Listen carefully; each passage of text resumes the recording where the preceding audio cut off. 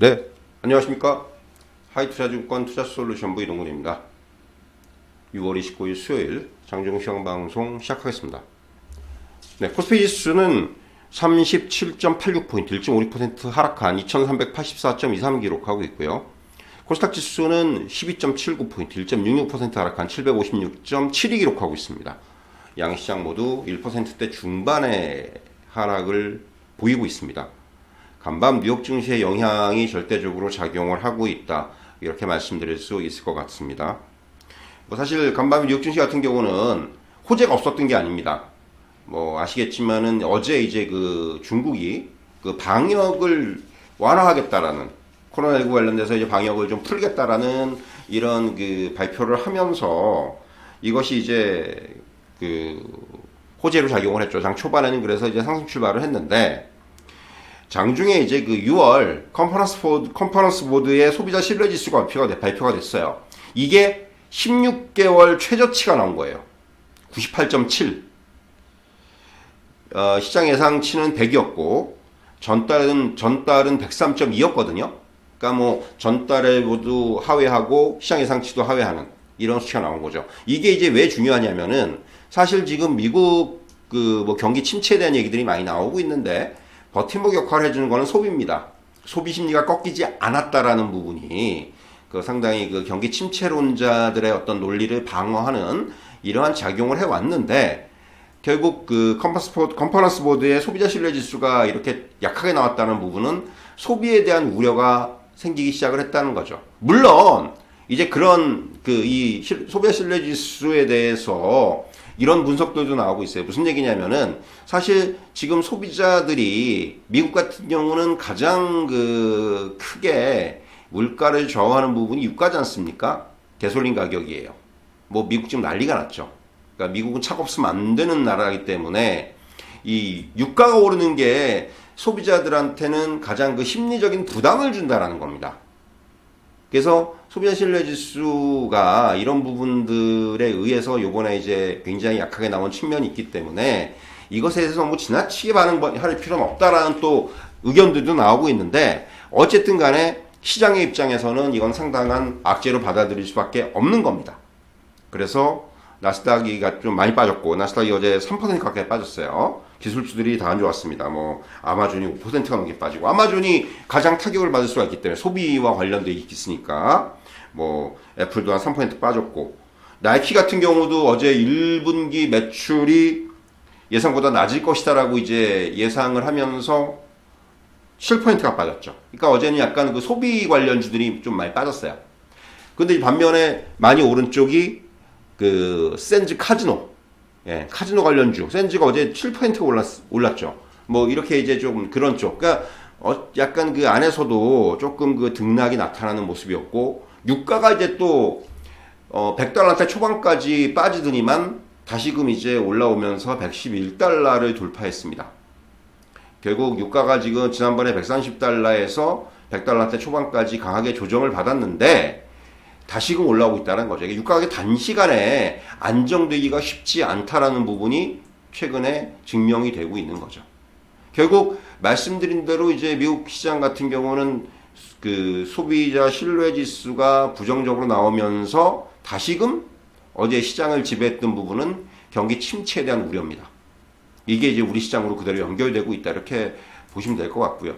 어제 우리 증시 같은 경우는 코스피 같은 경우는 장 후반으로 갈수록 상승폭이 확대가 됐습니다. 대형주들이 어제 상당히 좋았어요. 삼성전자도 1% 이상 오르고, 대형주들이 대부분 상승을 보이면서 지수가 오른 장이었죠. 코스닥은 어제 하락으로 끝났죠. 물론 상승 종목이 많았습니다만은 코스피와 코스닥이 어제 엇갈린 부분은 역시 대형주들의 움직임이 좀 이제 다르게 나타났다는 것, 이 부분이 좀 좌우를 했다, 이렇게 말씀드릴 수 있을 것 같고요. 어쨌든 간에 시장 자체는 지금, 코스피, 우리나라 증시를 놓고 봤을 때도 코스피가 이제 2300 근처까지 밀리면서 우려를 자아냈지만은 어느 정도 지수에 대한 저점은 조금 확인한 것이 아닌가라는 생각이 들어요. 지수는 이제 어느 정도 저점을 확인하면서, 그 이후에 과하락에 대한 되돌림은 지금 나온 상황이고, 그 코스피 같은 경우 저점에서 100포인트 이상 반등이 났죠. 그러면서 이제 그렇다면 그 다음은 뭐냐? 지금 이제 그런 과정에 있는 것 같습니다. 일단 저점에서의 반등은 나왔고, 과하락에 대한 되돌림 이런 부분들이 어느 정도 지금 수반이 된 상황에서 이제 그렇다면은 이제부터는 시장이 어떻게 움직일 것이냐, 조금 그런 그 숨고르기의 과정에 있다, 이렇게 좀 말씀드릴 수 있을 것 같고요. 뭐 그런 과정에서 어제 이제 미국 시장에서 나타났듯이 여전히 악재에 대한 영향력이 뭐 남아있는 정도가 아니고, 예, 뭐 여전히 악재에 대한 영향권 안에 있다, 이렇게 좀 말씀드릴 수 있을 것 같아요. 그렇기 때문에 결국 이전에도 그런 말씀드렸지만은 지수가 반등은 가능하겠지만은 이게 이제 기조적인 상승으로 전환하기까지는 굉장히 많은 시간이 걸릴 것으로 보여지고요.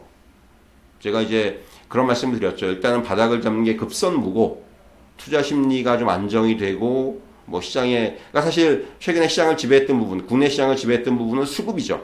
수급에 대한 우려, 뭐 신용 매물이라든가 CFD라든가 이런 것들에 대한 걱정들이 시장을 지배했었는데, 이제 그런 과정에선 조금씩 벗어나고 있어요. 조금씩 벗어나고 있지만은 어쨌든 간에 아직도 시장에 대한 투자 심리는 여전히 부진한 상황이고, 그렇기 때문에 시장이 우선적으로 조금 안정되는 과정이 계속해서 나타나야지만이 향후 시장에 대해서 조금 더 긍정적인 기대를 해볼 수 있지 않겠는가, 이렇게 말씀드릴 수 있을 것 같습니다. 오늘 뭐 국내 증시만 놓고 보면은, 네, 일단 뭐 지금 하락 종목 수가 압도적으로 많은 상황이지만은 상승 종목 수가 조금씩 이제 증가를 하고 있어요. 가장 좋은 쪽은 풍력 관련주들이 오늘 가장 좋습니다.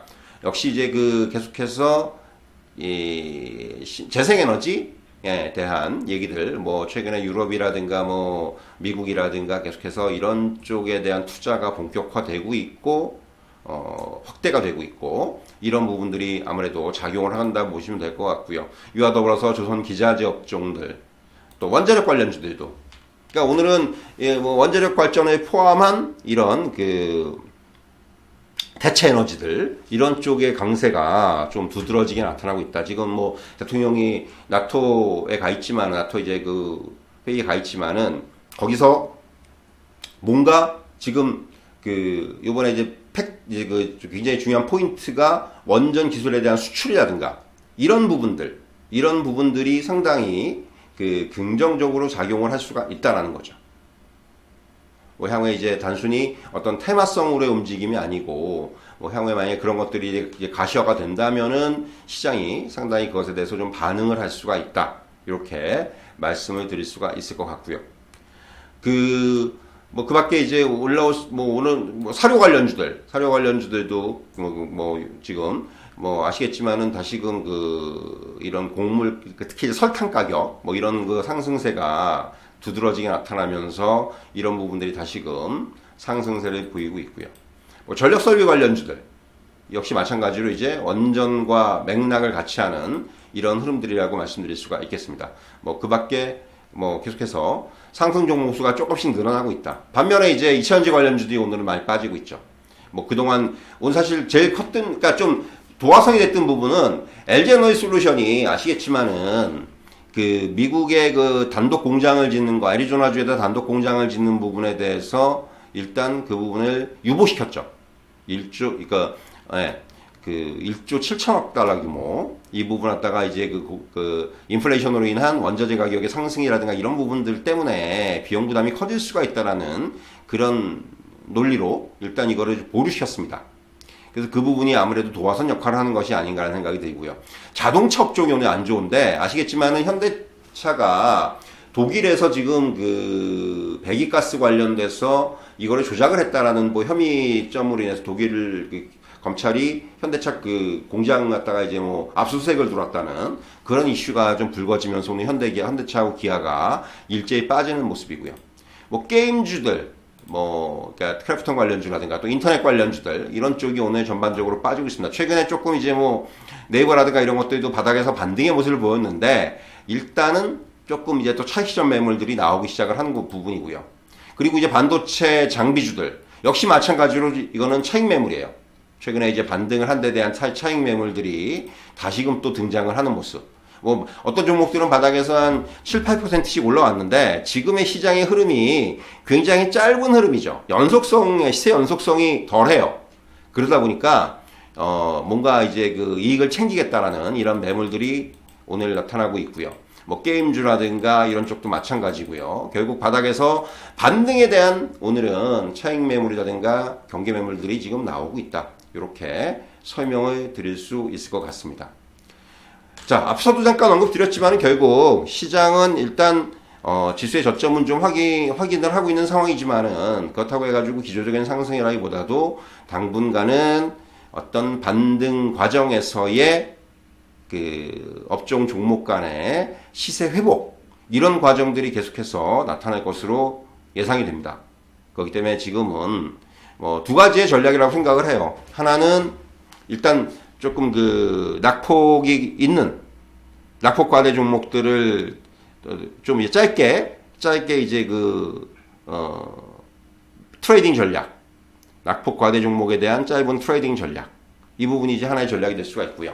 또 하나의 전략은 결국 지금 뭐 같은 얘기인데 같은 맥락인데 워낙 지금 그 펀더멘탈이라든가 밸류에이션에 비해서 낙폭이 크게 나타난 종목들이 많다 보니까 이들 종목에 대해서 이제 좀 장기적인 관점에서 저점 매수의 관점, 이제 사고 싶은 종목을 싸게 살 수 있는 이제 그러한 전략, 이 두 가지의 전략을 결국 지금은 좀 선택을 하면서 또는 병행을 하면서 시장에 대응하는 것이 지금으로서는 최선이 아닌가 이런 말씀 드릴 수 있을 것 같습니다. 자, 전 여기까지 말씀드리고요.